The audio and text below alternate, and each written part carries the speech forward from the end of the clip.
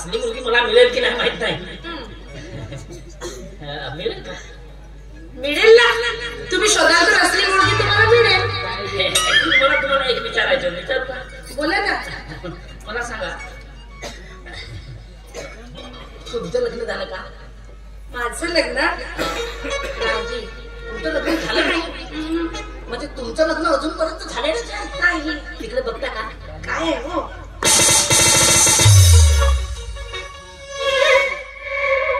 नाही म्हणजे तुमचं लग्न अजूनपर्यंत का बरं झालेलं नाही ते विचारत.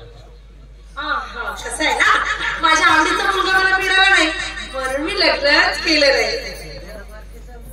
म्हणजे तुमच्या आवडीचा मुलगा तुम्हाला अजूनपर्यंत मिळालेलाच नाही म्हणून तुम्ही लग्न केलेलंच नाही. तिकडे बघता का? काय आहे हो?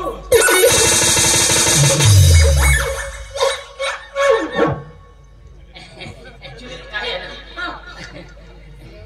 ऍक्च्युली त्याचं असं आहे ना, माझं मला जशी मुलगी पाहिजे होती ना तशी मुलगी मला मिळालेली आहे. ते तुम्हीच आहात. येस. पण मला तुम्ही आवडला. तुम्हाला मी आवडलो की नाही हे जर मला कळलं फार बरोबर आपल्या मुंबईला जायला. कुठल्याही मुलीला वाटत असतं की तिचा होणारा नवरा श्रीमंत देखणा आणि रुबाबदार असावा आणि तिन्ही गोष्टी तुमच्यात आहेत. म्हणून खरं सांगायचं म्हटलं तर मला सुद्धा तुम्ही आवडला. म्हणजे तुम्हाला मी आवडलो, मला तुम्ही आवडला. बट माझे पप्पा ह्या लग्नाला राजी असणार नाही. परंतु माझ्याकडे पैसा व्हायचा काय म्हणजे काही धंदा नाही, काही नोकरी नाही, एकदम लग्न कसं काय करायचं मोठा प्रश्न पडला. पण माझे मित्र मला सांगायचे की तुझ्याकडे पैसा भरपूर आहे, तू गावाकडे जायचं, शेती वगैरे घ्यायची आणि शेतात राबायचं. मला शेतीचं काही समजत नाही ना. अरे तुम्हाला शेतीचं काही समजत नाही. तुम्ही काय टेन्शन घेऊ नका, मला सगळं काही समजते. मी काय म्हणते आधी आपण पहिले लग्न करून टाकूया. तिकडे छोट्याशा गावात जाऊया, तिथं मग मस्त शेती करूया. मग शेतीमध्ये मी धान कापतो, तू भारे पाहिजे.